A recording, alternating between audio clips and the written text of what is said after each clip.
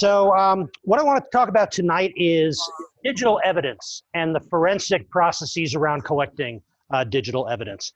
My background is I had a degree in computer science, and then I studied law.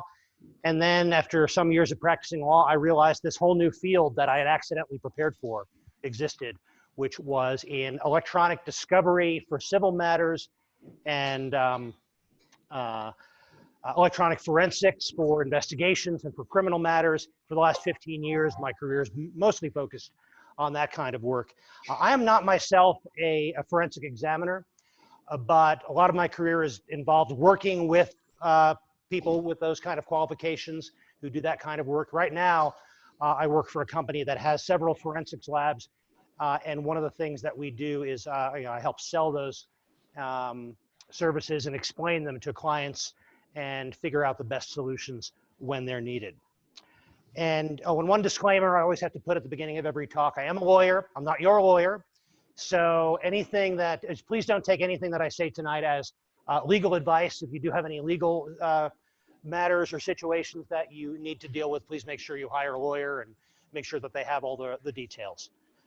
Everything I'm saying here is just kind of general information. So to start off, what are we talking about when we're talking about digital evidence? Basically, we're talking about anything that's stored in a computer. And a computer these days is practically anything that has ever had a power cord. So your phone is a computer. Of course, your laptop, your desktop, your tablets, all of those are digital devices, and they all store information in ways that are similar. Each has its distinct characteristics, but ultimately it's all digital data. It's information encoded as ones and zeros. And today, you know, computers are in more and more things, from your doorbell to your toaster to anything else. And believe it or not, as computers expand into more things, they also become of interest to forensic examiners. We're hearing more and more about what happens with the video information from people's doorbells. So it's a constantly expanding area. So why are we interested in this information? Really, it's for the same reasons we'd be interested in any kind of evidence. The same reasons we might be interested in the paper files of someone who is under investigation. It's where people live. It's you know, where people do business. Digital is how things are done. Because it's where people live and do business, it's where crime occurs. And it's where people leave traces. And therefore, it's of interest to litigants. It's of interest to investigators, and increasingly, it's where the most important things are found. You look at old mysteries, you look at Victorian mysteries, there are lots of letters going back and forth, and there are lots of telegrams going back and forth. Today, those are emails and text messages, and it's where the information is. So, in general, when we're talking about data, we're talking about anything that's stored in the computer. But I want to make a distinction here between two different kinds of things: data and metadata. For these purposes, the data would be what you think of when you're using the computer, the reason you're using the computer. Your email, your word processing documents, your text messages, really the reason why you turned on the machine to use it. You're writing your novel, the word processing document that contains that. That's I know. It's distracting, isn't it, Phoebes? Sorry. So your spreadsheets, your email, your photos, all of that is the data. And that's what a user typically interacts with day to day. Metadata is what's stored in the computer as data about that data, because the computer is doing more than just storing that. So for example, in an email, metadata would include things that you do tend to see, like the to and the from and the subject line. What do you want? But also for other files, the metadata would include things like, you know, the date created, the date last modified. This, by the way, this is a listing of some of the metadata about the file that I showed on the previous screen. So this is what kind of document it is, how big it is, when was it created, when was it modified, when was it last opened, where is it stored, things like that. And as you can imagine, as important as the data is, investigators do want to read the emails, they want to see the documents, they want to see the spreadsheets. They also find a lot of really useful information in this metadata. Also user information. Who is it that created this? Or at least what user account created this file? Who last opened it? Who last modified it? All of that information can be found in metadata, as can location data. So here's an example of the data here is this email. This is the email that went out last month. It was the invitation to the Mystery and Mistletoe here at RMMWA. And that's the reason you open your email, is to read the email. Over here is metadata about that email. You can see this on a Mac, at least. You can see this metadata by going up into one of your menus and saying show full headers. And these are all the metadata headers that go along with that email. Most of them are things that a user is not going to be interested in, but it's showing me lots of information that's been added to this email. It has instructions about what happens and who to reply to if the message can't be delivered. And down here at the bottom, it's got a bunch of lines that begin with received from. I don't know if you can see that, but it's got received from, and it's got a whole bunch of server addresses. That's a breadcrumb trail of where this message was, all the way from the servers that MailChimp used to send it out till it reached my mail server so I could see the email. Yeah. This is more the network path. You can see it went from this server, was received from this server by that server, and then it was received by that server from this server, and so on. Right, it's just the one transmission. This isn't the same as one person forwarding an email to another. These are just all the different hops that an email has to take to get across the country or even across town. This is another example of how metadata can be useful. This is a picture, a photograph, and that's the data. That's the reason why we're using this, is to look at the photograph. But here's all the metadata, or some of the metadata that's available. The type of image, the size of the image, the date it was created, the date last modified, the date it was open. Lots and lots of detailed information about the exact camera settings that I'm sure would mean a lot to somebody who knows more about photography than I do. And down here, some of the metadata, longitude and latitude, information of degrees and minutes and seconds of latitude and longitude. It's got exactly where this picture was taken, because it was taken with a device that had a GPS built in, and the photos were tagged with metadata about that location. And so that tells you where it is, and that's why, say on an iPhone with a picture that has this information, there's a little button that says, where was this taken? And that lets you bring up a map to see exactly where that picture was taken. So in this example, it's near Vancouver. This was my wife Celeste and me the day after Left Coast Crime last year. But yeah, that's exactly where the photo was taken. And a lot of people take these pictures, they share these pictures, and they don't know that that kind of metadata is in here. And that kind of information can be useful to investigators. There are cases where they're trying to establish someone's location, and the person under investigation is swearing, I was never anywhere near that.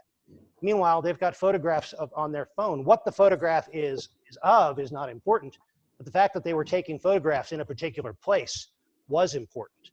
Or, you know, we see that this picture on your phone of you and your girlfriend was taken at this place and at this time.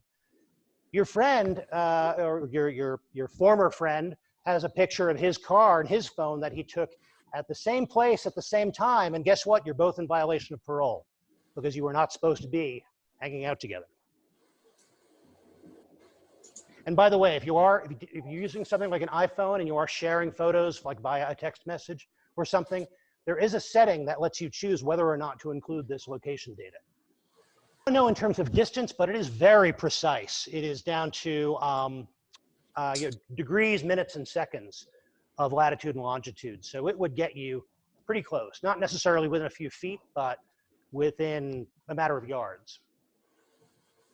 Another kind of information that that's important when you're investigating and trying to find digital evidence is hidden data and supposedly deleted data. Now, hidden data is really anything that is in the computer and isn't necessarily presented to the user, partly because, or sometimes because the user has chosen not to see that. On a Windows computer, for example, certain kinds of files that the system needs, but the user doesn't want to be tripping over, can be marked as hidden files. And when you open up a directory, you're not going to see all those files, but they are still there.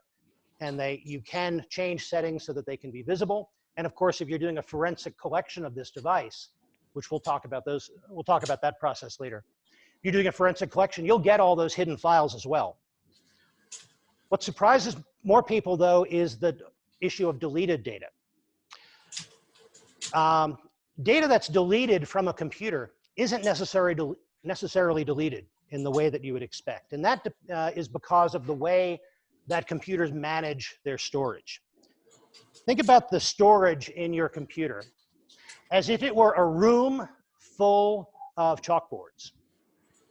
It's a room just filled with tons and tons of little chalkboards, but they're all organized very, very neatly, and every single chalkboard has a number.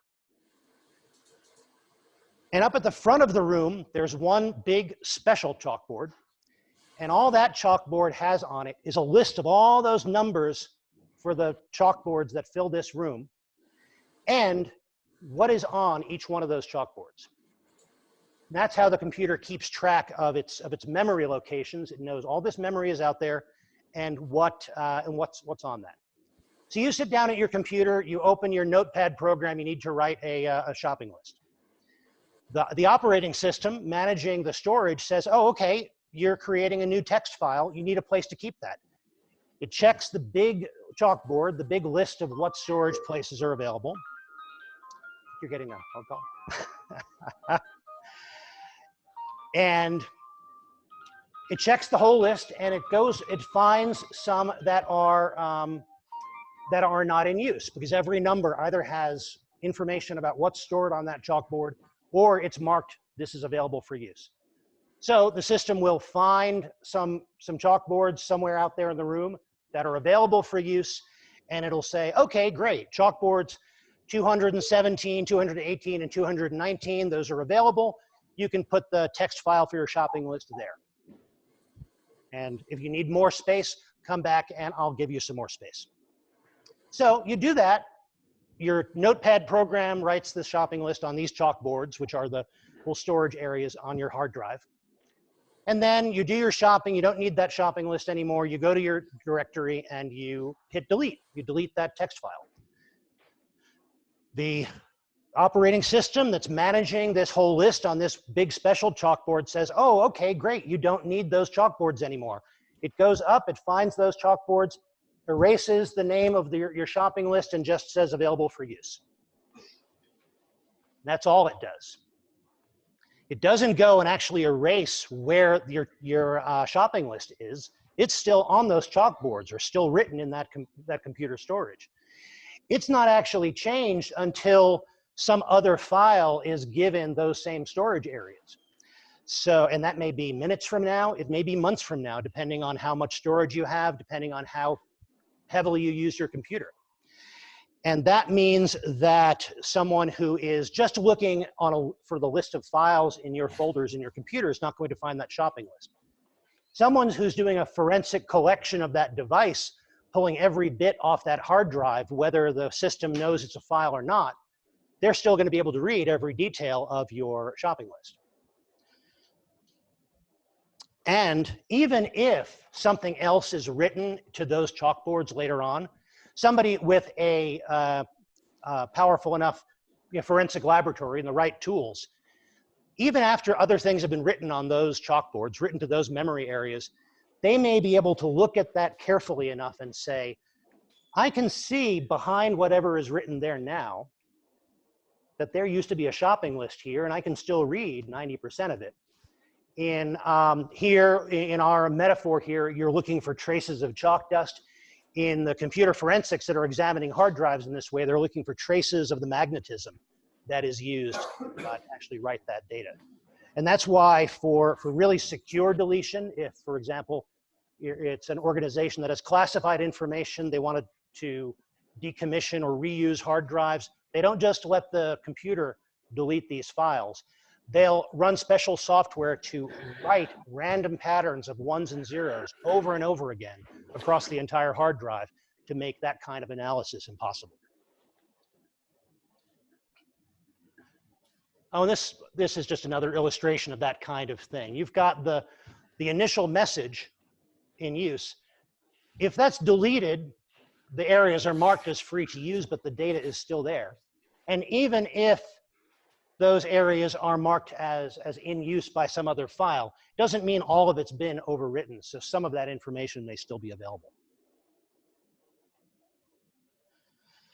Another kind of information that's available and is of interest to people who are doing forensic investigation of computers are log files and registries. And this is, in general, this is more information that the computer is using to manage its own affairs. The log files and registries are all the settings on the computer, and it's also keeping track of what's been done with that system. So for example, a log file, depending on the kind of system you're using, it's like metadata for the computer itself. It has information about, what system is this computer using, when has it been updated, what versions is it running, who's logged into this machine and when, where did they log in from? Did the person who logged in change anything? What did they do? Log files may include things like, did this person plug in a flash drive?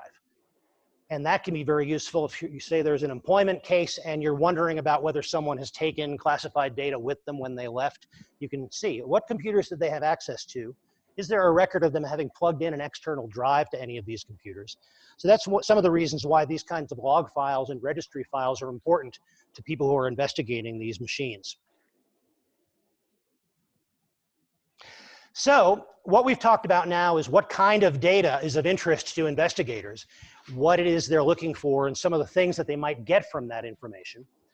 What I want to talk about now are some of the tools and the techniques that are used in doing these investigations. Because it's not just getting access to the computer and using it the way an ordinary user would. So there's a lot of what not to do. And what not to do is probably a lot of what you've seen on television. I like NCIS a lot. I'm a big fan. That's why I put the pictures up here. But it's not a great show if you're talking about accuracy in all their forensics. I talked about the metadata files and those registry files and those log files. They're very responsive. They're designed to update very quickly to make sure that they have current and accurate information. That also means that they're very fragile. It's very easy by using the computer to change that information, to destroy information, or at least make it much more difficult to get information that's very important. And that's one of the reasons why you don't just want to sit down and try to log into the computer as if you are just another user. You don't want to turn on the device if it is off. You don't want to start guessing passwords. Some of the reasons why you don't want to try to guess passwords to log in are, one, if you succeed, you're going to mess up that metadata, you're going to mess up those log files, you're going to lose information.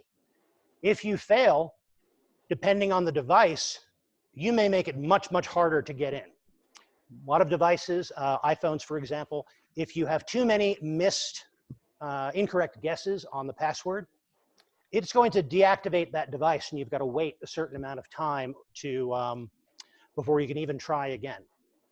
Too many missed passwords beyond that, depending on how the user has set up the device, it might wipe itself clean and make that information, or encrypt it, make that information impossible to get, or very difficult to get. There are some tools and some techniques that may be able to get around some of this kind of security, but in general, just trying to figure out what the password is not a good approach. And by the way, if you have any passwords that it would be possible to guess because someone happens to know you and things about you, change those passwords. They should be random. They should be something you can remember, but not something that anybody could possibly figure out based upon anything they know about you.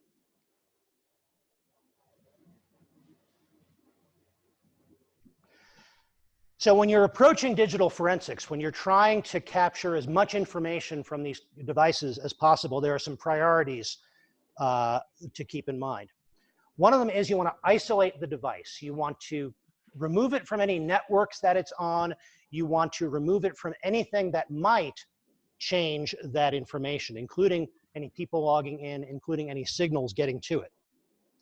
You want to preserve that data. That's the reason for this. You want the data to be exactly as it is when you took the device into your custody.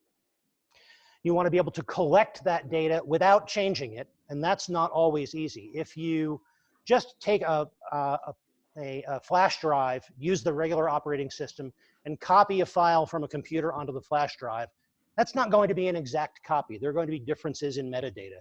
That's why the way that files are copied for forensic purposes is different than just standard copying. You're going to have to be able to process that data into some kind of usable format so that you can analyze the data. And throughout the entire thing, you need to be preserving a chain of custody. Just as you would with any evidence, with physical evidence, you need to be able to account for where that evidence has been, what's been done with it, who has had access to it, so that it's defensible, whether this is in a civil matter or criminal matter. Defensibility, the idea that I'm going to present this as evidence, I can defend the fact that it is accurate evidence, it is true, it hasn't been altered. So as I mentioned, if it's turned off, leave it off. If it's a device with a radio, which is so many devices these days, and that includes a laptop that has Bluetooth, that's a radio signal that it's trying to receive and send. You want to shield that device so that it can't be interfered with and it can't be changed by anything that's got a radio signal. Couple of ways to do that. One of those is with something like this. You've probably seen or familiar with the idea of evidence bags. They're usually plastic bags, sometimes paper. They can be sealed. They have provisions on them for marking that chain of custody as the evidence changes hands and is put into secure storage. This is a Faraday bag, which can be used as an evidence bag, but this is a bag that it's cushioned, and part of the cushioning is a metallic mesh material. That means that it blocks radio waves. So if you've collected a cell phone and you want to make sure that no information is sent from this cell phone, that no one tries to get into this cell phone remotely, or that it doesn't receive any new data, you want it to stay exactly as it was when you found it. You can put it in a bag like this and no radio signals are going to get in or out. And then you can attach to this your chain of custody form. This has a serial number so you can track that, that evidence through the life cycle of the case.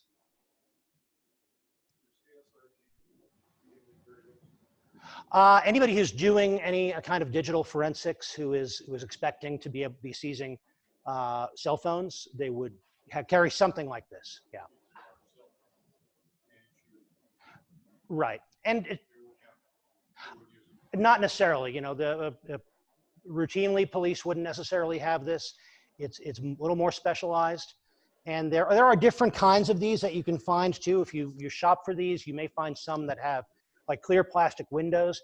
Those are probably not quite as secure. The plastic will still have some metallic coating in there to try to protect them, but this kind of thicker, opaque bag is more likely what you'll see used. And this is a cell phone sized Faraday bag. You can get smaller ones that are for things like key fobs, all the way up to ones that are big enough for entire computers. But again, they're routinely used by digital forensics teams, not necessarily CSI teams in general. I think that's probably changing though, because it's probably, there's no scene out there that doesn't have some potential digital evidence to it. If you're dealing with a PC or a laptop, again, don't log in. Instead, you want to, if you want to get the information that's on the hard drive of that PC, you want to remove that hard drive, again, in a proper forensic lab, forensic conditions. Remove the hard drive from that laptop. Use a write blocking device, and I'll show you one of those in a moment. That's something that allows you to access what's on that drive while preventing anything from changing what's on that drive. It kind of makes the access to that drive one way. And you want to use the appropriate forensic imaging software. Imaging is like copying the drive, but you're not just copying the files, you're copying that drive bit by bit by bit. And that's how you get the information that is supposedly deleted, but it's still on there. Forensic imaging is going to preserve that, copy it so that you can then analyze it and get that information. And that's the difference between forensic imaging and logical copying. Forensic imaging is, I have a copy of every single bit that was on that, on every single location on that hard drive. Logical copying is just, I would just want copies of the files as if I had over into a flash drive. For a lot of this kind of work, there's a question of proportionality. Not every single case, certainly not every civil case, probably not even every criminal case or investigation, is going to be worth the time and the money. On YouTube, I'll be able to see that too. Work. You have to decide what is that trade-off. So sometimes, if you don't think there's going to be a part of this case that you have to prove by metadata, logical copying is okay as long as you're following all the steps to ensure that you've got this chain of custody and you're making sure you're not getting an altered copy. So I mentioned write blockers. Here's an example of a write blocker. This is just a device. You plug the drive into this device, then you plug this device into the computer or the forensic workstation. It's also called a forensic disk controller or a forensic drive controller. Write blocker is kind of the colloquial term for it. Here's an example of another kind of write blocker that's in use. Over here, we've got a hard drive that's been pulled out of a computer. That's been plugged into this cable, which is plugged into the write blocker or the forensic disk controller. And then that is in turn plugged into the forensic workstation computer.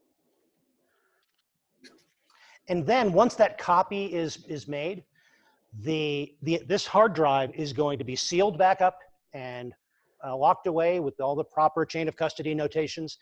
And the actual analysis is going to be done on the forensic image, the copy of this hard drive that was taken through this process, so that the original is used as little as possible and is left in a pristine state in case they ever have to go back to it, make a new forensic copy.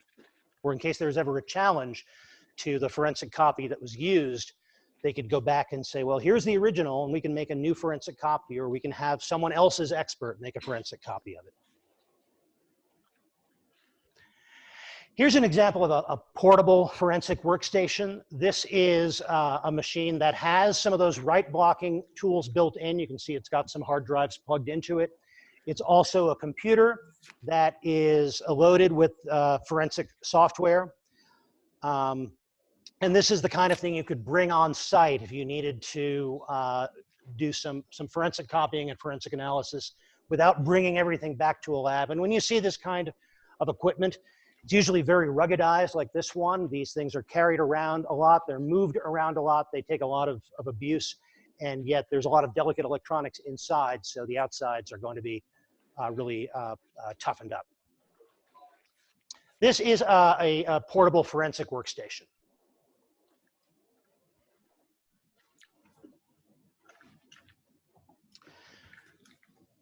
So far we've talked about how we'd be collecting data from computers, laptops, desktop computers, things with hard drives. So for cell phones, it's a little bit different, partly because cell phones and tablets, they store information differently. The operating systems that they run on are different. And typically they have, by default, some better security than your standard laptop computer, unless the user has gone in and enhanced the settings and made it a little more secure. So again, you want to keep a cell phone shielded. You want to keep anyone from getting access to it physically or by radio waves by using something like a Faraday bag. And then you want to use the appropriate forensic extraction tools to get as much information out of that smartphone as you can. Here's another device that you'll see in a forensic lab, and this is a Faraday box.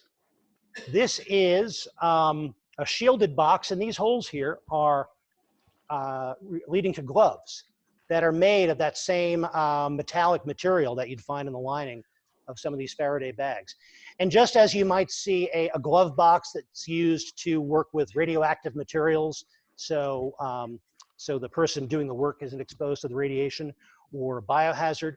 This is the same kind of thing. That's a glass window in the top. It's a glass, but it's impregnated with a metallic mesh.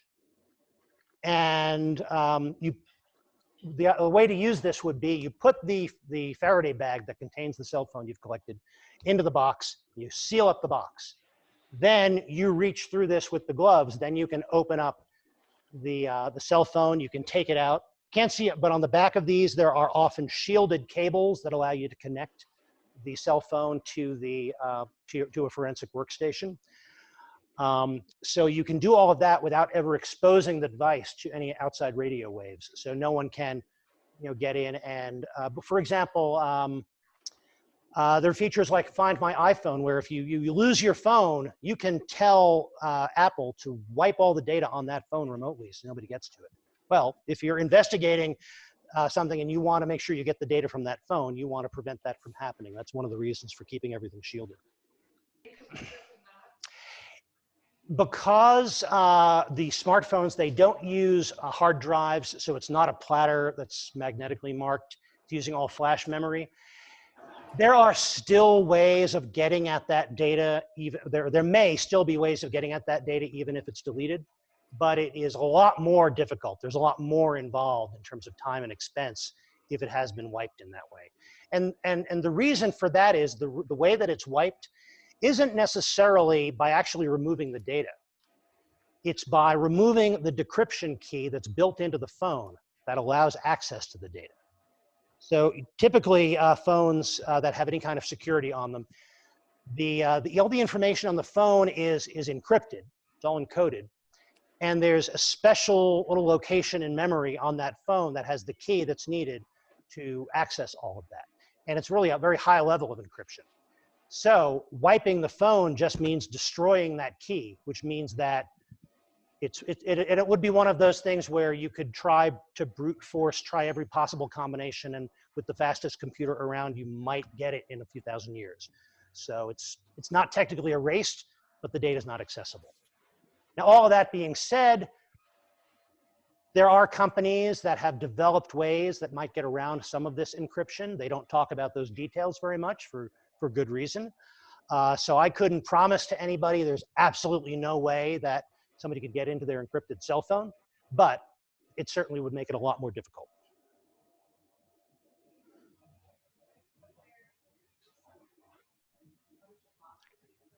Yeah, that's a great example. It's the same kind of technique. The question was, does ransomware work on a similar way? And that's right. They'll encrypt the data so that the data is all there. It's just impossible to read. And if you pay the ransom, they give you the key that you can use to unlock it. So when it comes time to collect that cell phone, you're going to use some kind of a collection device or collection software. And here is an example of it. This is happening outside of that Faraday box. Like I said, not every situation is going to warrant the highest possible protection and security for every piece of evidence. But here we've got a device called, this is made by a company called Cellebrite. This is one of those companies that probably knows more about getting around cell phone security than they publicize. And they make this device called a UFED, a Universal Forensic Extraction Device. And so this is probably the most, probably the leading company in this kind of cell phone extraction technology. They're also kind of a controversial company because they're not too picky about who they sell this technology to. They won't just sell this kind of technology to average person on the street, but they will sell it to lots of governments who have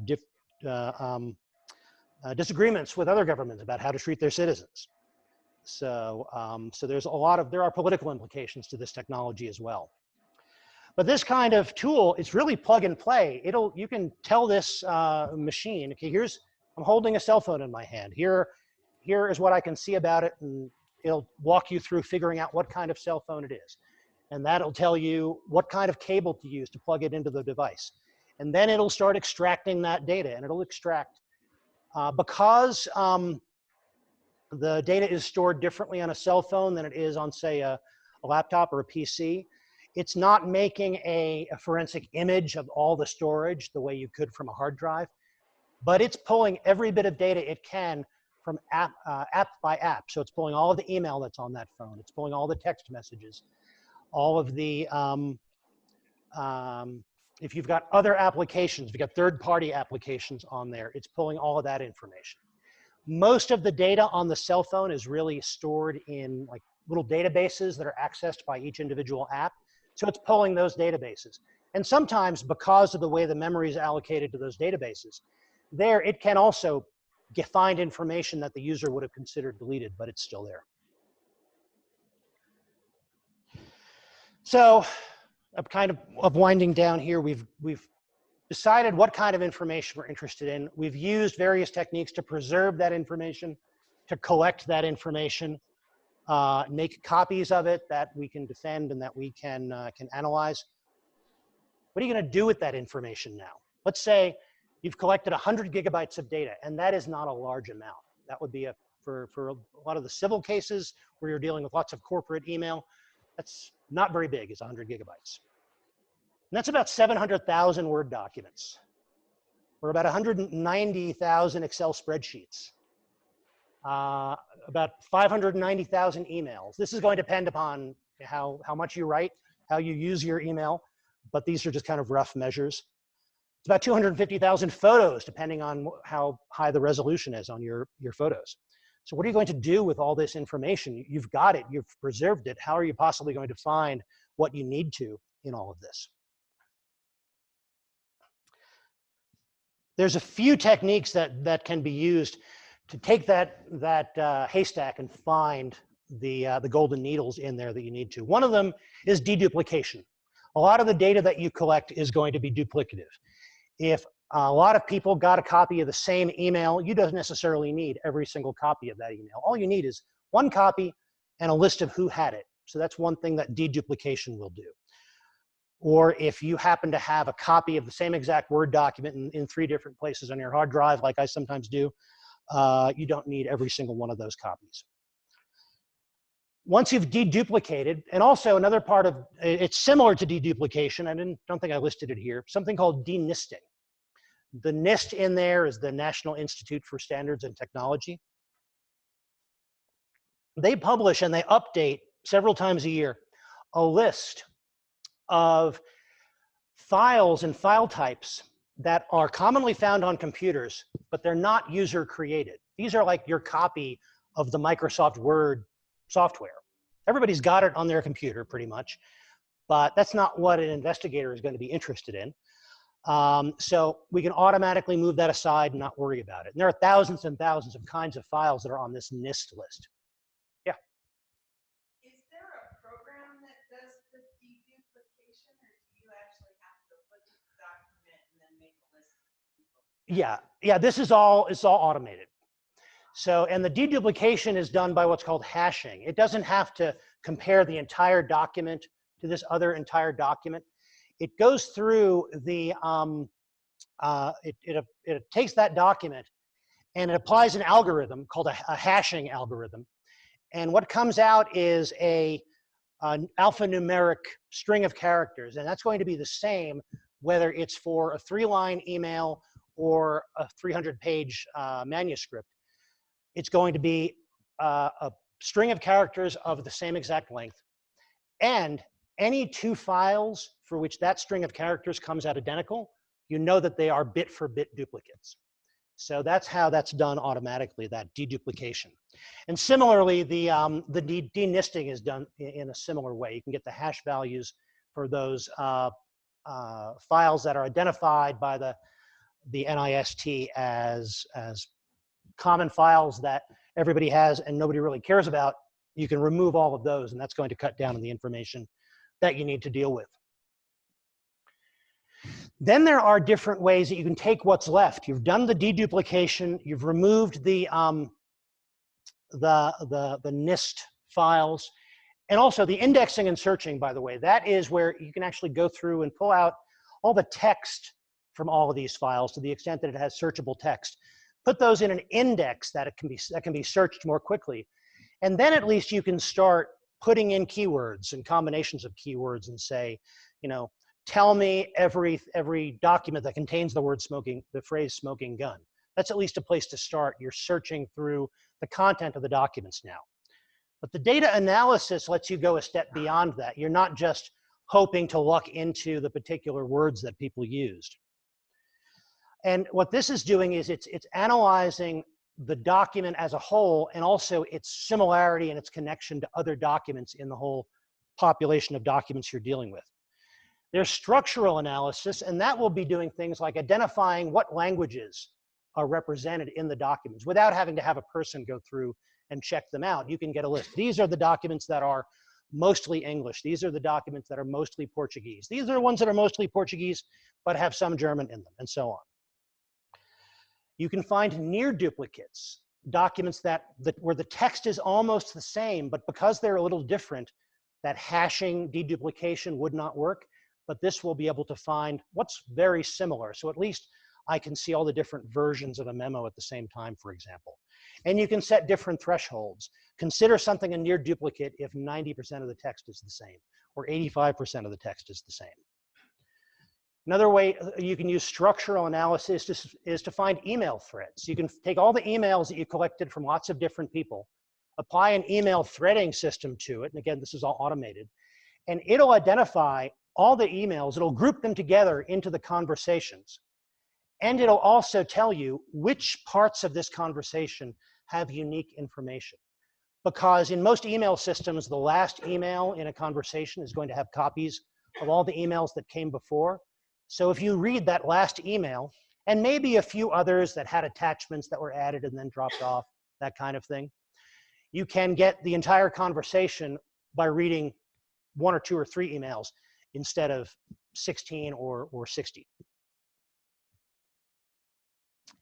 Then there's also concept analysis. There are ways in which linguistic ideas have been turned into software that you can apply to digital evidence that will let you analyze documents and find out which documents are about the same kind of thing, even if they use different language to talk about it. So for example, you can have documents that talk about bridges and documents that talk about ferries, and these systems will figure out these are all about getting cars from one side of the river to the other, even though they don't share any vocabulary. But ultimately, after you've done all this, you have culled down the documents by removing duplicates, removing things you know you don't need. You've run searches. You have figured out what the relationships are with that concept search. Ultimately, it's still going to come down to human review. People are going to have to look at this digital evidence, be it photographs, be it emails, documents, and they're going to have to make decisions about that. Law enforcement officers and lawyers are going to have to make choices about what are the important documents, what are supporting our cases, what are leading us in the right direction in our investigation. Judges and juries are going to have to make decisions based upon what they see in these photographs and these documents and these emails. And ultimately, it's just a question of getting the right information, the right material, to the right people who have to make those judgments and make those decisions. So just a few resources if you're interested in knowing more about this. It's a much bigger topic than I could possibly cover tonight. These are some books that I'd recommend that might be interesting as a starting place. That first one, Basics of Digital Forensics, that's more of a technical book, and it assumes a certain amount of just general computer knowledge. And from there, it'll give you the basics of the techniques and the tools and the ideas behind digital forensics. Digital forensics for legal professionals, it's less technical. It's more of a legal book, but it does give you some ideas about how this kind of information might be used. And as a general book, this digital archaeology, that's a kind of a big book. It's a little dense, but it has a lot of useful information in there. If you want more of a comprehensive book, that's one that might be worth taking a look at. So thank you very much. And if we have time, if anybody has any questions or ideas, yep. Yeah, the question was about tracking what people have, if they're using these same techniques to track what someone's been doing on the web. And really, it depends on what you have access to. If you have access to this person's computer, then you can start with what you have on there, and you can find things like the records of where they've been, what websites they've been on, what software they've been using, some of those breadcrumb trails that you see in metadata as to where information has come from.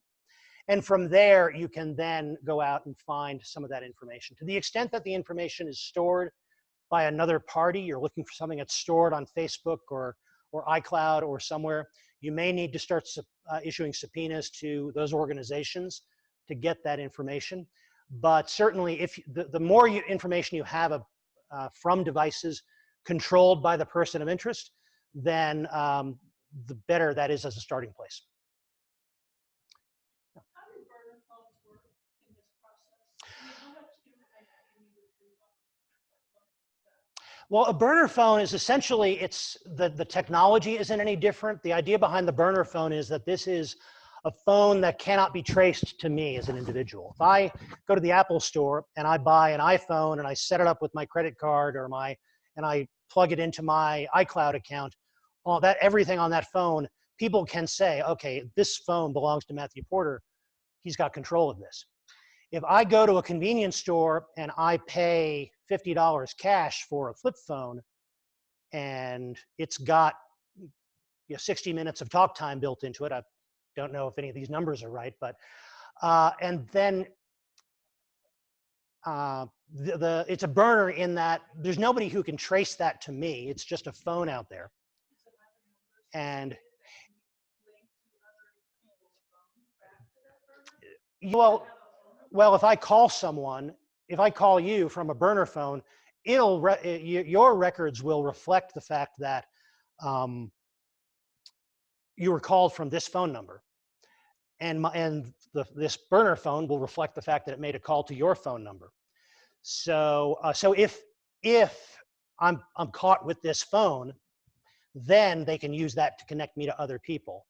But it's the fact that if I use this for a day and then I destroy it, there's nothing that's necessarily going to connect it to me unless they find out that it was used to call you and they can trace back to me from you. Well, one of the pieces of metadata here, the GPS, now I mentioned metadata is fragile. That means that if you want to, it's not that hard to get in and change that metadata. And one of the pieces of metadata is also last modified. And sometimes it's also what program was used to modify it. So if you know what metadata to look for, you can say, oh, this was taken on January 10th, and it was last modified on January 20th, and it was modified using Adobe Photoshop. At least you have some reasons to start thinking, this is not the original photograph. If anybody has any questions we didn't have time for tonight, please let me know, and I'm happy to chat others tonight or later. Thank you.